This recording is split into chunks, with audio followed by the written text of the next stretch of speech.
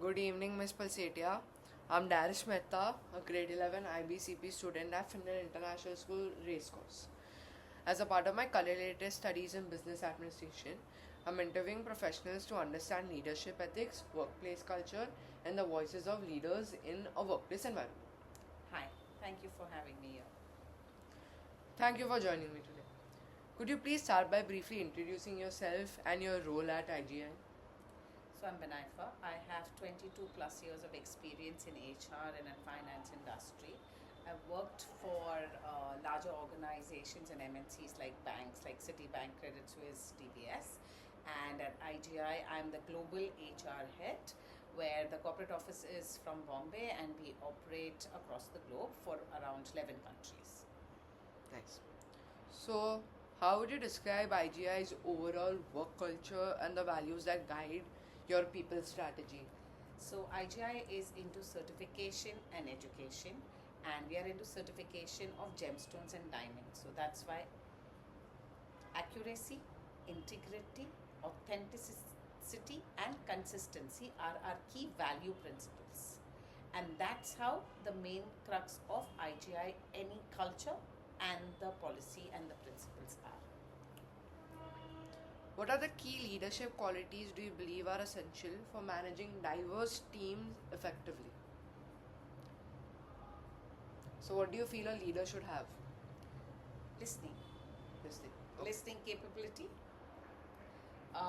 approach towards solution orientation, and should be able to manage conflicts with amicable results, and take decisions. You will not be able to make everyone happy, but when you are at a leadership position, you need to know when a decision needs to be taken. A decision needs to be taken. So, how do you ensure fairness and ethics are upheld in HR decisions and company policies? HR is a portfolio which is a partner to the business. It is compliant. It is a thin line between compliance. So we ensure that there are policies which are for the people, which support the people, and which encourage and cooperate with the people, keeping the thin line of compliance. Okay. So, how does IGI motivate employees while maintaining productivity and job satisfaction?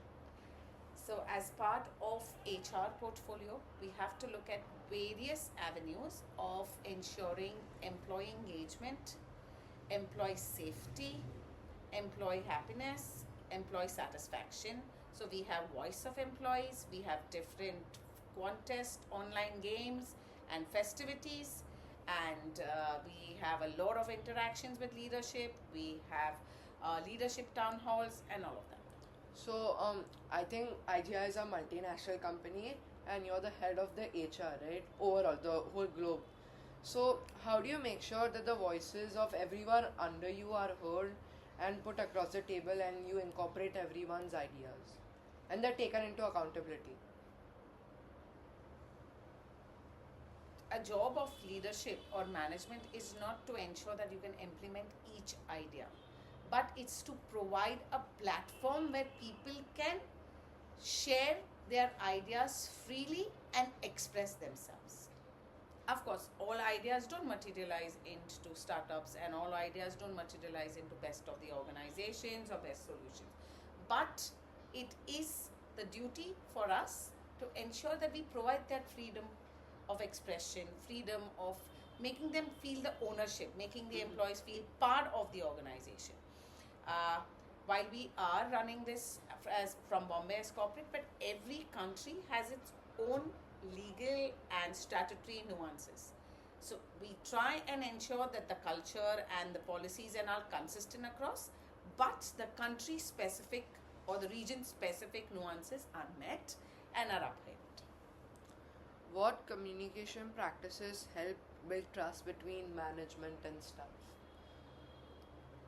A continuous awareness about your policies and processes, platforms of sharing ideas, platforms of collecting feedback, platforms of leadership connect talks, town halls, employee connects of with HR, which is an completely private conversation and stuff like that. A trust, building of trust with the people, as HR is an individual identity and not a subservient or not under the business. So that's how you can build the culture of trust. Okay. And how has technology changed the way HR connects and supports employees? So do you think that technology will have a great impact in this field of HR in the future, and how it has come since the time that you've started working in this field of HR? How far do you think technology has come? Oh, hugely. I think technology has So been... like, sorry to interrupt, but like, how do you think it's been Technology has played a very key role with all your HR initiatives, or it's like a hand in glove with HR functions. Like you can use as lot of platforms like human resource management systems, your learning management systems. Today you have it on your fingertip. Policies that you roll out, people can view them, see them, and learn it at their fingertips. All the initiatives you can, because we are we are located across all the countries. We have games, we have online quizzes, we have online games, employee engagements, town halls. All of that is reached with the help of the technology. I think HR was the biggest partnership and enabler piece came out during COVID, and during COVID, technology and HR played a very important role hand in hand. Technology, from where I started to where it is evolved from having your policy boards, you're having your recruitment system going completely on AI base, having your algorithm based shortlisted CVs, having algorithm based your KRAs, uploading them from backend. So technology has played very important role with HR to make life easy for all the employees. So since you mentioned about the COVID period, and it was a tough time for all of us, especially corporate employees. So as an HR head at that time also, how did you make sure that the employees were satisfied and they were working efficiently in the company? Because it might have been difficult, because right now you're physically going and managing everything, but at that time it was really different. People had to adapt to being online meetings. So how did you... Okay. So I think COVID was a complete cultural change for the entire world and the economy. It was also a cultural change for employees as a mindset. For them, at that point of time, I could sound naive or I could sound very basic, but job security was very important. To feel safe, be home, have a job, the sense of duty and belonging to the organization during COVID, of course, had risen very highly. So as HR, we had to ensure that they are continuously on connect. So there were technology was used while whether the person has logged in for certain hours. Has the person logged in from morning to evening? What is the kind of checks you can do? What are the apps that you can use to track his attendance, track the productivity? So it was all hand in glove with that. And I think that, I would like to give... See, as HR, I genuinely feel that policies, technologies, all are for betterment and enhancement of employees. During COVID, everything that was there was offered to them for their support. Okay. And the sense of belongingness from employees was great. So we could say that under you, the employees were happy. I can't say under me, but I think I tried to be a good HR where my voice of employees was satisfactory. Okay. And what professional or interpersonal skills do you think students like me should develop for future workplaces that we go to? Firstly, I feel, I think the generation that you people are in, your priorities are clear. You're clear with what you want to do. So I think that is a great point to stick to that. Follow your passion. Do what you feel is right. Be a little disciplined. You cannot be CEOs unless and until you are an analyst, unless and until you have the father's company. So you have to know the grind. You have to have the practical knowledge. You have to put in the hard work. We all have done it. And trust me, the biggest CEOs do it. They put in the hours. You have to put in the hours. It's not always about the number of hours you work. but it's how you work and your intelligence. But all of that does boil down to the hard work, because if you're extremely intelligent or great with execution and work, a 5-hour job you'll do it in 1 hour, but you still have the 4 hour which you can do it for multiple other things. So try and do that. Enhance a lot of skills, have lot of interaction, have great listening power. Listen to people, listen to ideas, listen to conversations. Be humble, and always remember, organizations are made or based on people. Try and see the best solution. Performance is always important, but never kill confidence for any individual. Okay.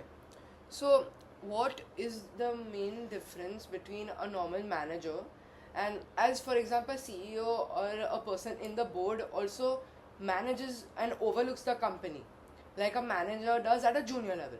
So, what makes a manager and a CEO a step higher, being a CEO or a person on the board? So, what is the difference? You're asking a difference between a normal manager and CEO? What makes them different? Because both of them practically manage. Yeah, but the level of stress and the level of management matters hugely. Does pressure play a key role?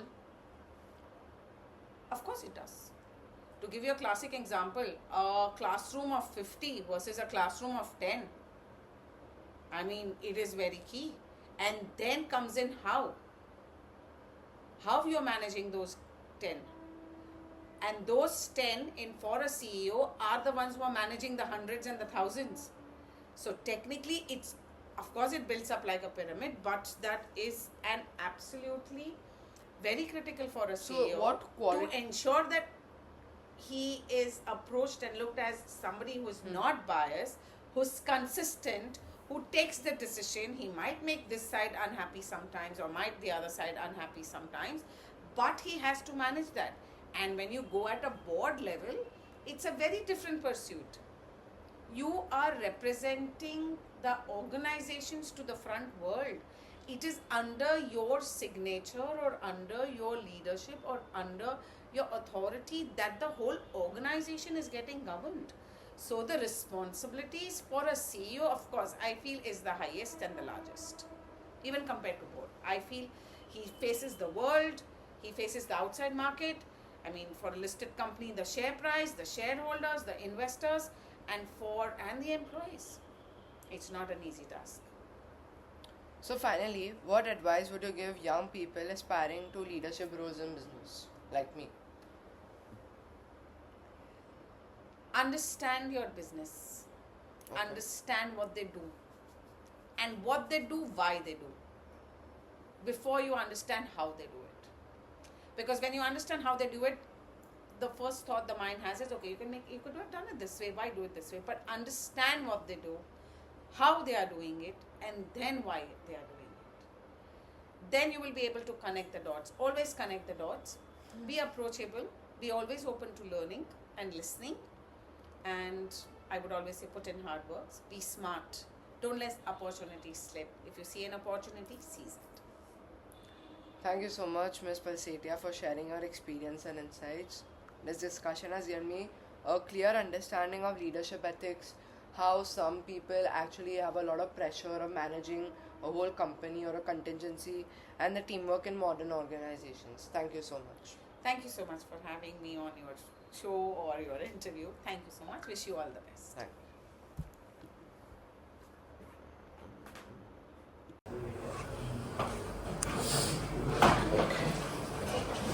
So good afternoon, sir. Good afternoon. Thank you for taking your time to speak with me today.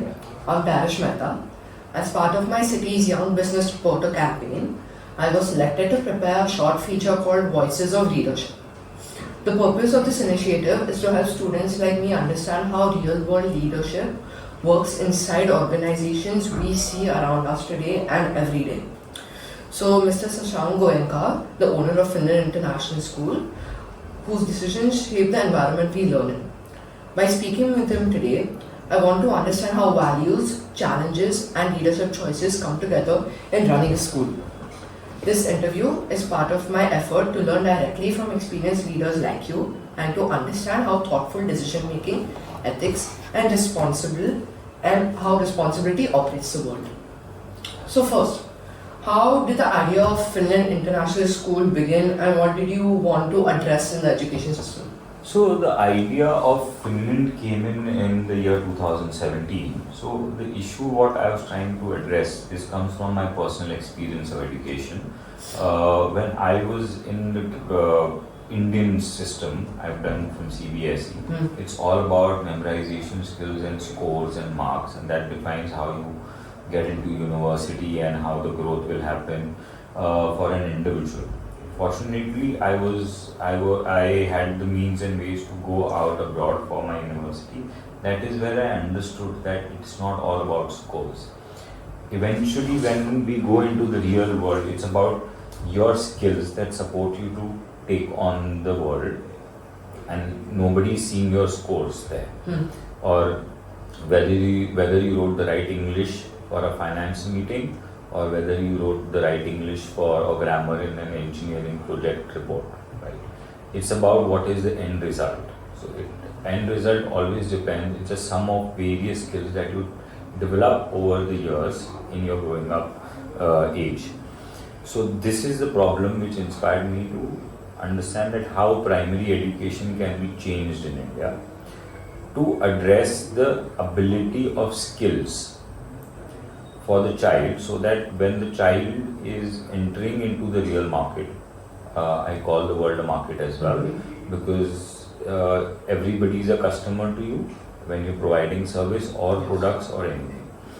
So it's about the skills that you develop that will help you to take the challenge of the real market and the real world. For that, we required a concept which actually at that time in 2017 was coming entirely from Finland. Oh, okay. So moving on, what core values guided your decision, especially for student well-being and culture? So the core values of the school is happiness, right? When a person is happy, he understands things where he's open to things, learning skills in a better way, and that is exactly that has pushed this school. That's why we have the tagline "Happy Learners, Brighter Futures," because that happiness factor plays a role. So the happiness only can come when we are taking care of, whether it is the teacher or the child, we are actually taking care of their mental well-being and their emotional well-being as well. For that, we have to have better communication, and for better communication, we need to talk to the children. So, is there a moment you remember where sticking to these values was difficult but necessary? So, like in your personal example, like your school days. So yeah, obviously, during my personal school days, where the problem came in, that maybe I understood the math, but I understood it in a different way. And my teacher who's teaching me is not understanding that the way you understand. The way I understand it, and pushing her way inside, and effectively actually not understanding that why I can't do my way, whether even if it is right. So that causes a mental distress. Yeah. It's a small mental distress which doesn't last long, but eventually it builds up slowly. But it builds up, because if it keeps on happening at various stages, it will build on eventually. Could you share one major challenge you faced while building or managing the school, and how you solved it? So major challenge of building a school of this kind is that it's about at every step. It is a learn and unlearn. It's a continuous process, and every step, whether it is a team, whether it is myself, whether it is the parents, whether it is the children, is every step we are trying to make people unlearn certain thoughts and processes which have been coming from the society or the other competitive schools and everything, So what happens is, this is the biggest challenge, and it's an ongoing challenge. We have overcome it a lot, but still it is a challenge constantly, because new children are coming, new parents are coming. So did that experience of you said new children, new parents, so these challenges keep on coming. So did that experience change how you handle situations now and are going to handle it in the future?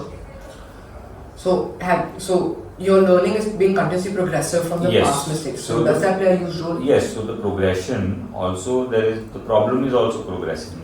Mm-hmm. If you overcome something, but somebody's come up with the similar kind of question, but in a more difficult way. So if answers evolve, even a lot of times questions also evolve. So how does the school ensure ethical practices in hiring, policies, and student-teacher support? So ethical policies we are driven by logic, benchmarking from the international world. We also see what are the best hiring practices around the world, and that is the reason today we are one of the only organizations in India which actually has paternity leave also. Oh, okay. And last but not least, what would you like to give people like me aspiring to open and pursue business as a suggestion? Not only people like me, but people all around the globe, Yes. students. So in general, is always follow what you like to do. Don't think about the end result before you start doing it. It might be a failure, right? But that should not stop you from trying it out, because if by chance it is a success, then you will always have a regret that why didn't I try it by myself. So thank you so much for your time, sir. Your insights really helped me understand how leadership and ethical decision making work in a real organization. I really appreciate it. Thank you so much. Thank you, Dad.